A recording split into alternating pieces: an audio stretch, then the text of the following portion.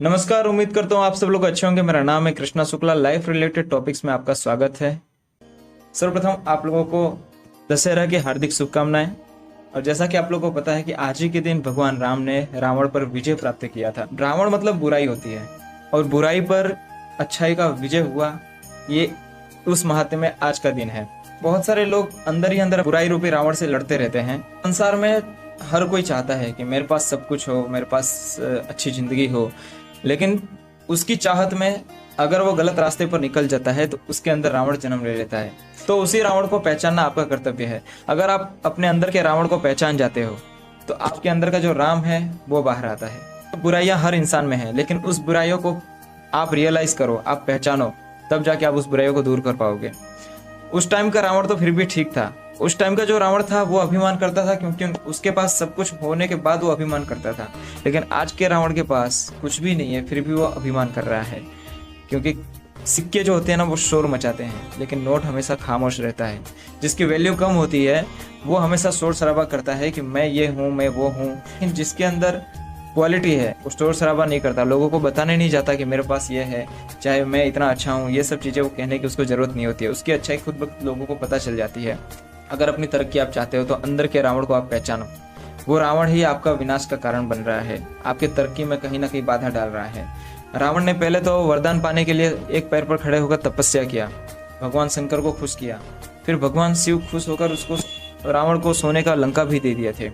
रावण इतना बलशाली था कि राम जी उसके आगे कुछ नहीं थे अगर देखा जाए तो। लेकिन उसका जो अहंकार था कि मुझे कोई मार नहीं सकता, या फिर मैं अमर हूँ, या फिर मैं बहुत ज़्यादा शक्तिशाली हूँ, मैं देवताओं से भी लड़कर उन पर विजय प्राप्त कर सकता हूँ, यही उसकी जो भूल थी जो उसको लेकर डूब गया। रावण की जो पहली गलती ये थी कि अपने सगे भाई से उसने बैर मोड़ लिया था। देखिए, रामायण के अंदर 3 ऐसी उदाहरण है जो भाई भाई के बीच में उदाहरण देखा गया है। तो पहला उदाहरण यह है कि रावण और विभीषण का। रावण और विभीषण के जो विचार थे वो दोनों एक दूसरे से विपरीत थे। एक अच्छाई के रास्ते पर था तो दूसरा बुराई के रास्ते पर था, और इसी वजह से मतभेद हुआ था। और मतभेद होने की वजह से दोनों भाई अलग हो गए थे। रावण ने विभीषण को मतलब लंका से निकाल दिया था, तो विभीषण बुराई का अंत लाने के लिए राम जी का सहारा लिया था। ने ही रहस्य खोला कि रावण के नाभि में प्राण है, और उसी तरीके से जब आप नाभि में बाण मारोगे तभी वो रावण मर पाएगा। तो भाई से बैर हमेशा खतरनाक तो होता ही है। देखिए, आप कितना भी ताकतवर हो, आप कितना भी बुद्धिशाली हो, आप कितना भी धनवान हो, लेकिन जब आप अपने भाई को बैरी बना लेते हो, आपका जो अंत है ना वो कहीं ना कहीं बहुत आसान हो जाता है। दूसरा उदाहरण यह होता है कि बाली जो था अपने भाई का सब कुछ हड़प लिया था। बाली ने सुग्रीव की पत्नी को भी अपना बना लिया था, और बाली सुग्रीव का जो मतलब घर था वो भी अपने कैद में कर लिया था। उसके पीछे एक वजह है कि जब बाली लड़ने के लिए किसी राक्षस से गया था किसी गुफा में, तो गुफा का जो द्वार था वो खुला था। तो वो बाली ने बोला था कि मेरा इंतजार करना, मैं बाहर आऊंगा। लेकिन अंदर से तभी चीख आई तो सुग्रीव को लगा कि बाली मर गया है, तो वो राक्षस कहीं बाहर आकर मुझे ना मार दे। इस वजह से उन्होंने बड़ा सा जो पत्थर था वो गुफा पर लगा दिया। लेकिन गलतफहमी जो होता है वो भाइयों के बीच में बहुत बड़ा दुश्मनी का कारण बनता है। तो उसी गलतफहमी की वजह से बाली और सुग्रीव में दुश्मनी हुआ था। जबकि बाली शक्तिशाली था तो सुग्रीव को हर बार हरा देता था। सुग्रीव ने इसी वजह से भगवान राम जी का सहारा लिया था।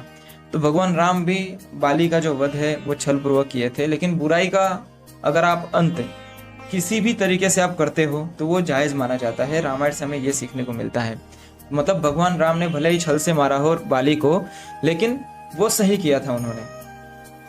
इसी प्रकार तीसरा उदाहरण अगर आप बताएं तो राम और लक्ष्मण जी का उदाहरण है। दोनों के जो विचार थे वो एकदम सात्विक विचार थे। मतलब दोनों लोग सत्य के रास्ते पर चल रहे थे, जिसकी वजह से दोनों भाई एक दूसरे के लिए बहुत ही प्रिय थे। तो दोनों भाइयों का जो प्रेम है वो सदियों से उदाहरण बनता जा रहा है कि राम लक्ष्मण का प्रेम है। अगर आज भी हम किसी भाई भाई को देखते हैं आपस में बहुत ज्यादा क्लोज, यानी बहुत ज्यादा प्रिय, तो हम उदाहरण देते हैं कि देखो राम और लक्ष्मण की जोड़ी है। तो आज का जो थॉट था दशहरा के ऊपर मैं आप बोलने आया था कि सर्वप्रथम जानते हैं कि दशहरा मतलब क्या होता है। दशहरा मतलब 10 सर वाला जो रावण था उसका अंत हुआ, दशहरा ये कहा जाता है।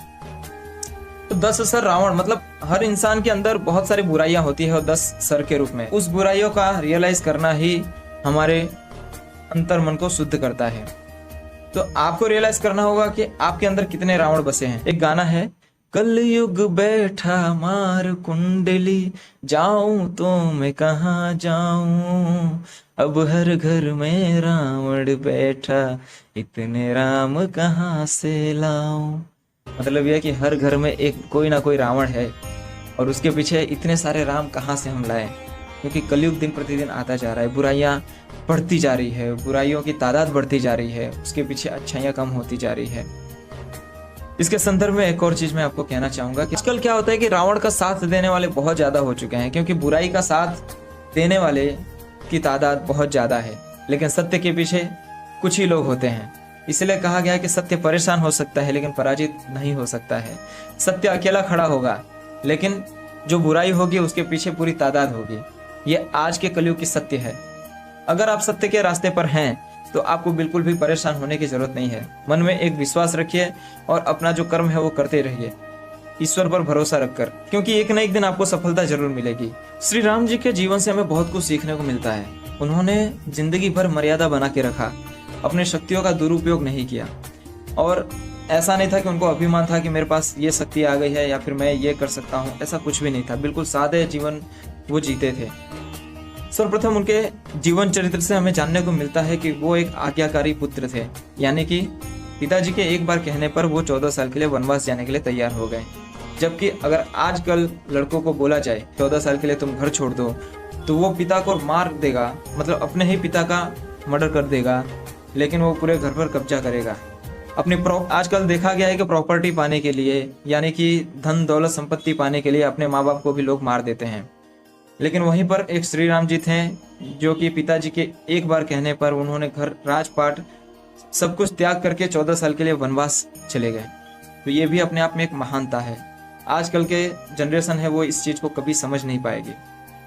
दूसरी चीज हमें ये जानने को मिलता है कि जिस कैकेयी ने उनके लिए बुरा सोचा था, लेकिन जिंदगी भर उन्होंने कैकेयी को माता ही समझते रहे, हमेशा उनको सम्मान ही दिया। श्री राम जी के जीवन से हमें बहुत कुछ ऐसा सीखने को मिलता है। अगर हम एक चीज भी हम अपने अंदर धारण कर लेते हैं तो हमारा जीवन जो है बहुत ही सुखमय निकलेगा, क्योंकि उनके जीवन से एक सामान्य इंसान अपने जीवन को कैसे जी सकता है उसको बताया गया है। उन्होंने सबके साथ किस प्रकार व्यवहार किया, दुश्मन के साथ कैसा व्यवहार किया, दोस्त के साथ कैसा व्यवहार किया और परिवार के साथ कैसा व्यवहार था। इस प्रकार उन्होंने अपने पूरे जीवन को सार्थक बना दिया। दुश्मन के साथ व्यवहार यानी कि रावण को बार बार उन्होंने समझाने का कोशिश किया कि अभी भी टाइम है, अभी भी वक्त है, तुम संभल जाओ, तुम्हें अभी भी मौका दे रहा हूं। अंत समय तक उन्होंने मौका दिया, लेकिन रावण जिद पर अड़ा था कि मुझे जो चाहिए वो चाहिए। उसके बाद अंतिम में कोई रास्ता नहीं बचा, तब जाके उन्होंने रावण का वध किया था। मतलब मित्रता भी कैसे निभाया जाता है। श्री राम जी ने सुग्रीव से मित्रता किया था, तो सुग्रीव से मित्रता निभाने के लिए उन्होंने वाली का वध किया था और सुग्रीव को उनके दुखों से मुक्ति दिलाई थी। फिर विभीषण का जब साथ पकड़ा था तो विभीषण को भी उन्होंने लंका पूरा राजपाट में दे दिया था। इस प्रकार उन्होंने बहुत लोगों का कल्याण किया और बहुत लोगों का साथ दिया, सहकार दिया। तो हनुमान जी को भी उन्होंने वरदान दिया था। आज भी हमेशा जब भी श्री राम का नाम लिया जाता है तब भी हनुमान हमें पहले याद आते हैं। तो श्री राम जी ने अपने भक्त को भी भगवान बना दिया। तो दशहरे के इस मौके पर उम्मीद करता हूँ श्री राम जी के जीवन से आप बहुत कुछ सीखने का प्रयास करेंगे। मिलते हैं अगली बार फिर एक नए एपिसोड में, तब तक के लिए धन्यवाद। आप अपना ख्याल रखिए।